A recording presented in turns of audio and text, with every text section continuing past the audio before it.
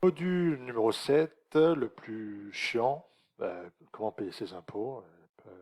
C'est pas le module le plus sexy. Donc, hop, voilà.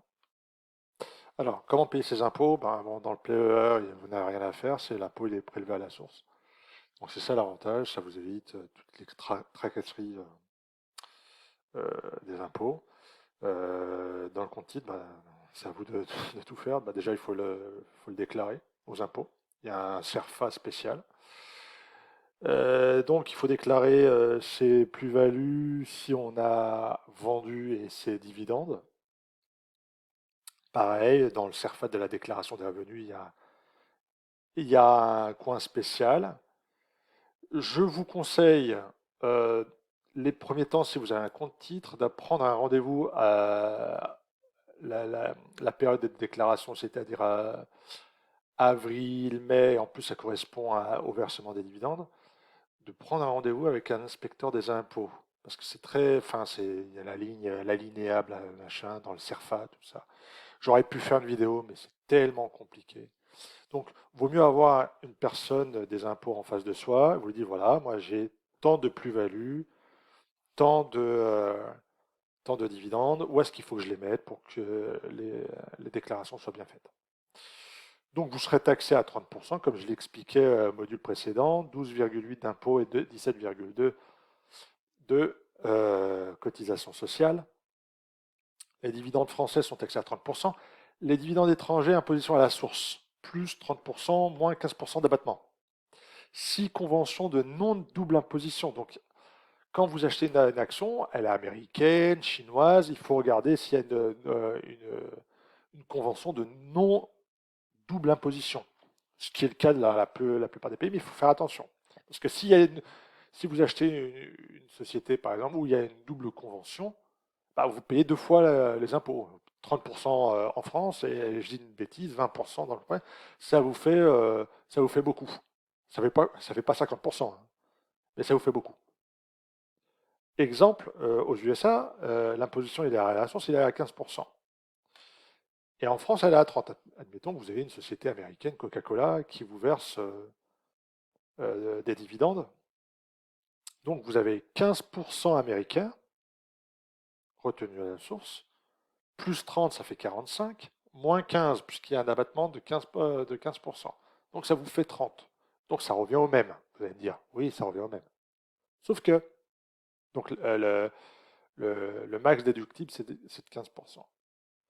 Il faut regarder les impositions de chaque pays. Par exemple, si vous prenez la Suisse avec Nestlé, j'achète une action Nestlé, je suis taxé à 35%, retenu à la source. Plus 30, ça fait 60. Vous avez un abattement de 15, ça fait 50%. Ça fait quand même, c'est pas rien, hein. Donc, ça va grignoter votre rentabilité si vous ne faites pas de gaffe. Donc, regardez le pays, l'imposition à la source et l'abattement. Il faut regarder l'imposition finale. C'est ça qui va déterminer votre rendement net, votre rendement après impôt. Donc, c'est pour ça que le PEA, c'est pas mal, parce que, admettons que vous achetez du Nestlé, qui est une bonne société, mais si elle a des bonnes performances, mais si in fine, vous avez 50% on vous prend 50%, eh ben, je préfère un PEA qui me verse, qui me prélève au bout de 5 ans 17,2. Vous voyez?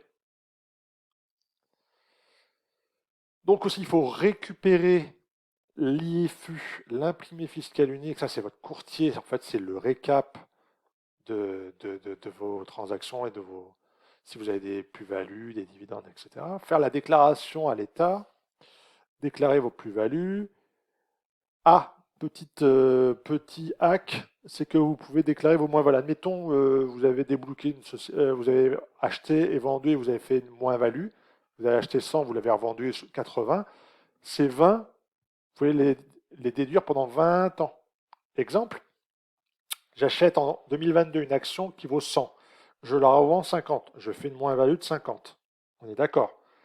Pendant 10 ans, je peux la déduire de mes impôts à venir. C'est-à-dire que 50 euros, je peux les déduire. Admettons que l'année suivante, En 2023, je fais une plus-value de 40 euros. Donc je dois 40 fois 30 à l'État. Je dois 12 euros d'impôt. Eh bien, je ne paierai pas d'impôt parce que 50 moins 12, ça fait moins 38. Je suis encore dans le négatif. Je suis encore dans le curseur où je peux en déduire encore. Donc, l'année 2023, malgré ma plus-value de 40 euros, je fais, euh, je ne déduis rien. Enfin, je déclare rien, je paye rien. Voilà. Et déclarer les dividendes. Il faut impérativement déclarer les dividendes. Voilà. On est bon pour la déclaration fiscale et on passe au module